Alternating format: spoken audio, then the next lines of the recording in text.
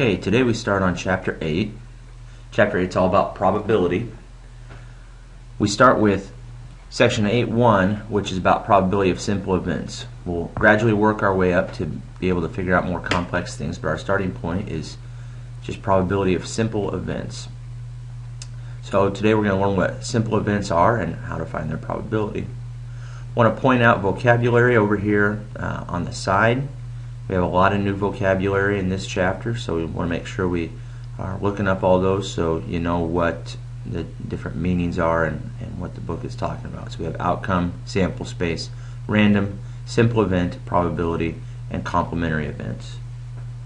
Now, if we focus on the when am I ever going to use this here, if we look at games here, we have double 6 dominoes. There's 28 tiles and 7 of those tiles are called doubles. So down here into the key concept, we're going to figure out the probability of actually getting doubles. Now, probability is the chance that an event will happen. It's a chance that something you're studying, something you're researching is going to happen.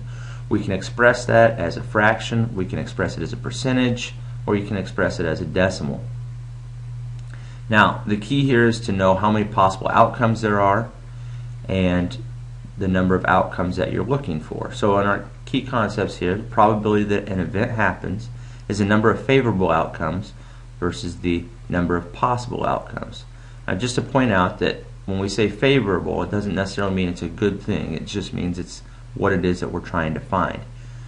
If I'm worried about the chances that it's going to snow tomorrow, I might not want snow. That might not be a favorable thing, but that's what I'm studying. That's what I'm trying to find the probability of. So that would be considered favorable in this point.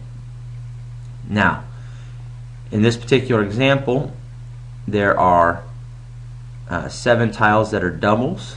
There are 28 tiles altogether, so we simply make a fraction, number of favorable outcomes, 7 doubles, over the number of total tiles, 28, and then we want to reduce that down. It's always easiest for us to look at the fractions when they're reduced, so 7/28 reduces to 1/4.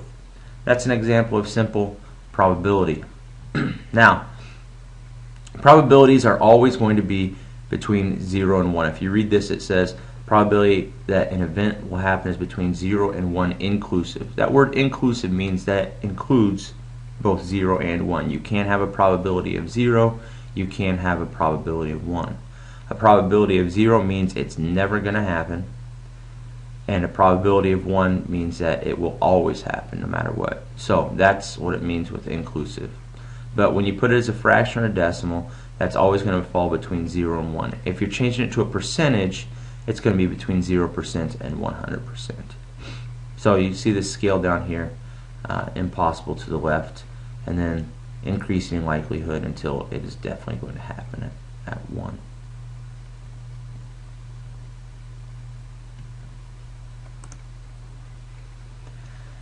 Now, over here I want to focus on this reading to learn math real quick. Probability, when you have P and then something in parentheses, in this case green, this P and then green in parentheses, we read that as the probability of green. So anytime you see that P and then something in parentheses, it's the probability of that certain thing. So down here on the your turn, that's the probability of 6, the probability of odd, the probability of 5 or even, probability of a number less than 7. So that's just how we write out in shorthand probability. Here's probability of blue or red. So if we look at some examples, here's our setup. A box contains 5 green pins, 3 blue pins, 8 black pins, and 4 red pins, and a pin is picked at random. Let's talk about that random for a second. Random means that it's completely at chance. There's no favoritism being given to one thing or the other. The chance of getting any one particular item is the same as getting any other one. So the first thing we have to figure out is how many different possible outcomes are there altogether. What's my sample space? So I've got 5 green,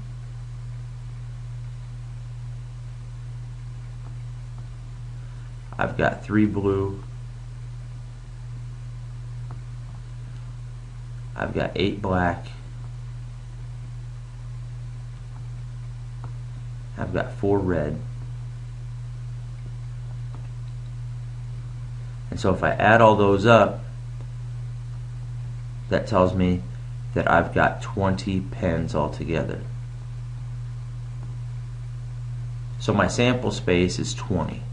That means that the denominator of all my fractions is going to be 20.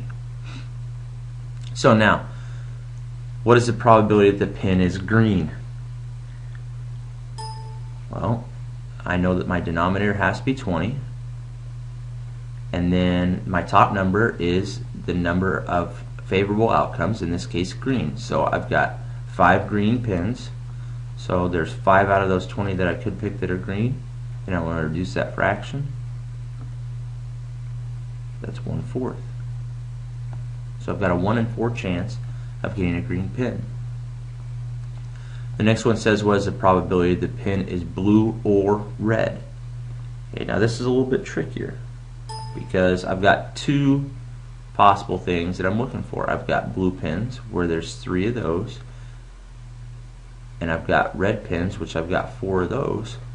And so altogether there's 7 possible favorable outcomes out of my 20. 7 over 20 does not reduce, so that would be my answer. And then finally, what is the probability the pen is gold? Well, if I look up here at my list, I don't have any gold pens in there.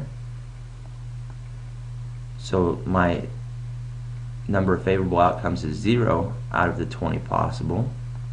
And remember, we said that that 0 probability said that it's not going to happen. No matter how many times I draw a pen, I'm never going to get a gold pen because there's none in there. So I want you to go ahead and take a look at the your turn and try those 4 quickly on your own.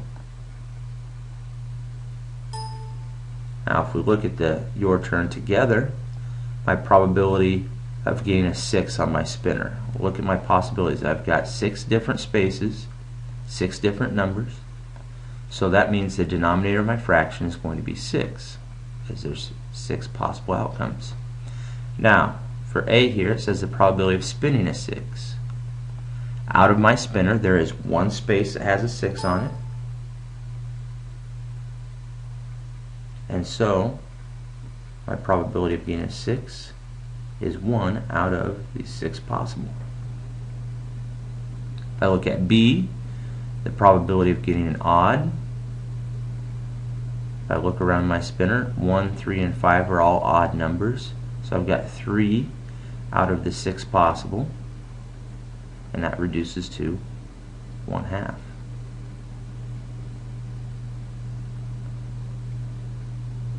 For C, probability of a 5 or an even. So either 5 or the even numbers are favorable. So I've got 1, 2, 3, 4. Okay, 3 even numbers and then the 5, so 4 out of the 6. And then 4 out of 6 reduces to 2/3.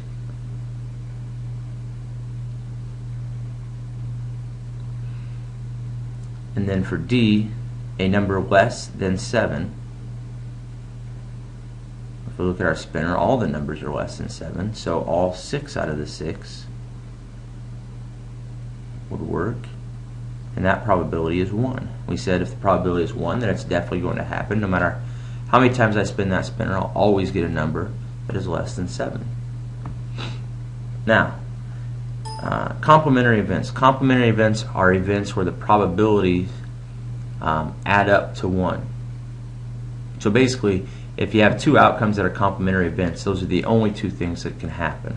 When I flip a coin, I'm either going to get heads or tails. Nothing else can happen. So those are complementary events. When I spin this spinner, I'm either going to get an odd number or an even number. So those are complementary events. So complementary events means those are the only 2 things that can possibly happen. Example of not complementary event would be spinning a 2 or a 3 on the spinner. There are other things that could happen. So complementary events, the probabilities will always add up to 1. So when you look at the computer here, it says a computer company manufactures 2,500 computers each day. An average of 100 of these computers are returned with defects. What is the probability that the computer you purchased is not defective?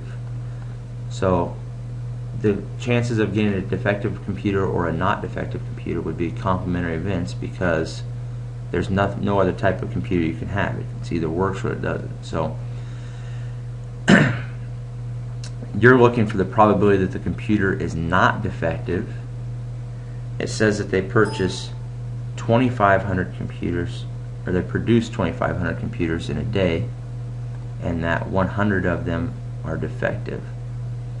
So what we can do here is we can figure out the probability that they're defective, because we have the numbers for that. That's 100 over 2,500, and that reduces to 1 out of 25. Now that's not what the question was asking. It was asking that the computer you purchase is not defective. But since this is a complementary event, to find what I'm looking for, the probability of not defective,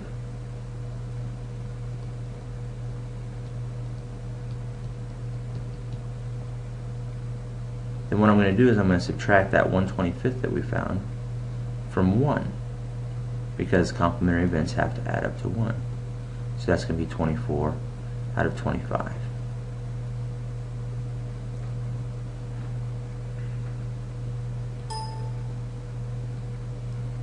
Now,